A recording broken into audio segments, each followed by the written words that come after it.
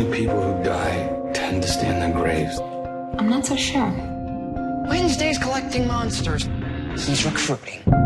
Who's after you? Someone you don't want to let see your face. You have a name. Shadow Moon. Do not say anything. We don't get out of here soon, they'll be carrying out corpses. New American Gods. This is going to be episode 4 Easter eggs in the episode 5 trailer. I'll start with episode 4, then I'll do episode 5 stuff, so just careful for spoilers if you haven't seen it yet. Obviously, the big WTF is all the Laura stuff. They explain the backstory. You get the reveal that she was the one that saved Shadow, and she's got superpowers now that she's dead. She's almost more alive now that she's dead, like she has a purpose, and her purpose is Shadow. And for those of you asking how she came back to life, it's because of Shadow's coin, the sun. Remember, it was either episode 2 or episode 3, where we learn from the sisters when she gives him the moon, you used to have a better charm, the sun. This isn't quite as good, but it'll still help protect you.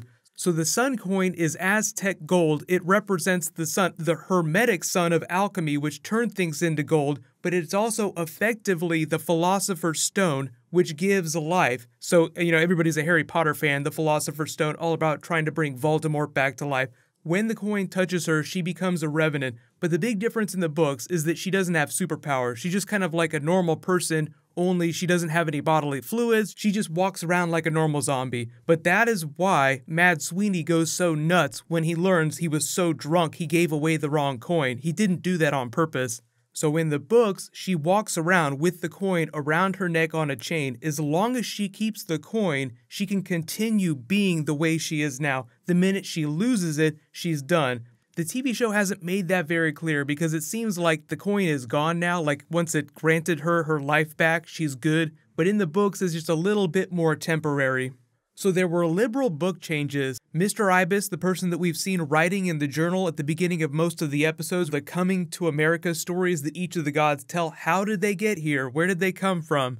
And you get a much bigger look at their funeral parlor. So obviously they say they've been there for about 200 years. In the book, what happened is you learn about this place much later in the story, and it's really Shadow that's learning about it. They explain that Egyptian traders came up the Mississippi looking to trade with people thousands of years ago, thousands of years before people are known to have discovered America. So Shadow's chuckling to himself when he's talking to them like, wait a minute, you're telling me that people from all the way around the world came to America way before these Vikings that we saw in the first episode. So even in the first episode, you hear about the Vikings that come, you get that big action set piece where you learn about how they sacrificed to Odin, how gods gained their power, and then 100 years later, the Viking that we know to have visited America actually visited it. So they're just trying to tell you that people had been coming to America for thousands of years before we ever knew about it. Neil Gaiman did a lot of research when it came to these parts of the book, so you get these fascinating history lessons that question your beliefs, just like Shadow is having his beliefs questioned. He doesn't really believe in things that he can't see and touch, but over the course of the series, that's slowly changing. So what they're doing is they're taking a lot of character interactions, a lot of dialogue, and a lot of scenes from later in the book and bringing it way forward. But in the book, there's no Laura Moon chapter, so most of what you saw in this episode is them just expanding on Laura's story, sort of filling in a lot of the blanks. She's not that big of a character in the books. You just know that she really loves Shadow. A lot of the dialogue that she has when she's talking to Shadow after she comes back, that's right out of the book. But all this stuff, her back in the casino, none of that was in the book. So expect them to do this when they get to season 2, especially when they get to Samantha Blackcrow. I'm really excited about that. She's a character from the books that we probably won't see till season 2 at the rate that they're going. They're actually going very slowly. But I love Emily Browning's performance. I totally do not like her friend, but I think that's part of the point. She's meant to be a bit of an insufferable character. In Mr. Jekyll, Anubis is just so amazing. If you didn't know, in real life, he's actually going to be the main Klingon on the new Star Trek TV show. So this is Mr. Anubis, just in very different makeup. Really, the whole point of the episode was just to make Laura more of a character. So it didn't really move the plot forward, but it filled in a lot of really important backstory so you get more context for why it is she acts the way that she does. When you're reading her dialogue in the book, she actually sounds like she's a dead person, even when she was alive. So that really WTF scene with the hot tub where it looked like she was trying to end herself, that's not from the book. They're just trying to make her seem really messed up, like she was dead until she was dead. Then she found purpose, and her purpose is Shadow. So next week's episode, episode 5, is called Lemon Scented You. That's the trailer. So obviously it's just focusing on the reunion in that motel room. Hey Shadow, I was dead, now I'm alive. Surprise! But you see Mr. Wednesday and Shadow get captured by the opposition. You hear the technical boy, and you see Mr. World for the first time. So very, very important character. Mr. World is the leader of the opposition, of all the new gods. So you hear Wednesday hyping him up. In the books, Mr. Wednesday wasn't there. Shadow was captured from a big party, a big gathering of old gods that Mr. Wednesday had assembled, and was taken to a train car by himself. We haven't seen this big gathering of gods yet. Mr. Wednesday hasn't called like a great council to bring people together and make his case. Look, we need to join the fight against the new gods. So just another example of them taking a scene from way further ahead in the book and bringing it forward.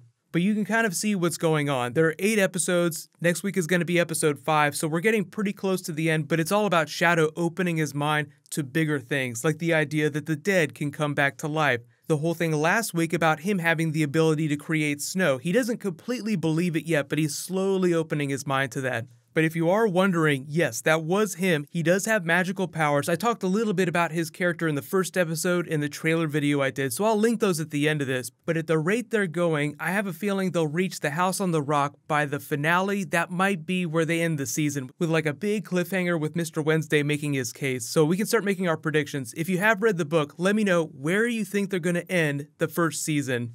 But overall, this was actually probably the best episode so far, even though it had absolutely nothing to do with stuff that happened in the books. There were a couple moments, like you talk to Mr. Ibis, you go to their funeral parlor, but like 90% of the stuff that happened is stuff that they made up just to fill in Laura's backstory. But it totally worked just because it was centered on those two characters, their journey. They were acting in a very authentic way. One of the biggest complaints that I've seen against Shadow is that he isn't reacting in a natural way that you would expect someone to all this crazy stuff happening around him. A normal person would probably be screaming if he saw coins being pulled out of thin air, even if he was super drunk. But the way you see him acting on the TV show, that's kind of the way he is in the books. He's very opaque, and they're giving Ricky Whittle, the actor, a lot more dialogue than book Shadow gets. He's not very verbose, and there's a lot of internal monologuing, so there have been a lot of changes, but I feel like most of them have been for the better. So if you're a big book reader, let me know what you think of the show so far and all the changes that they've made.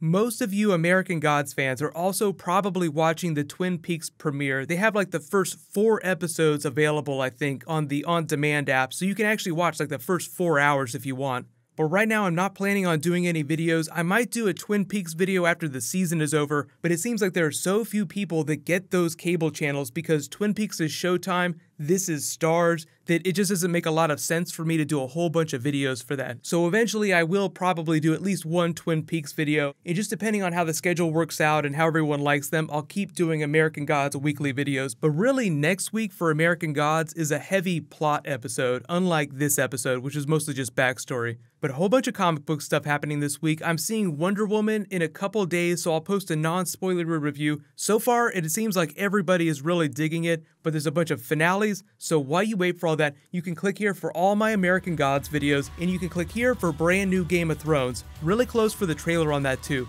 Thank you so much for watching. Let's high five. I'll see you guys tonight.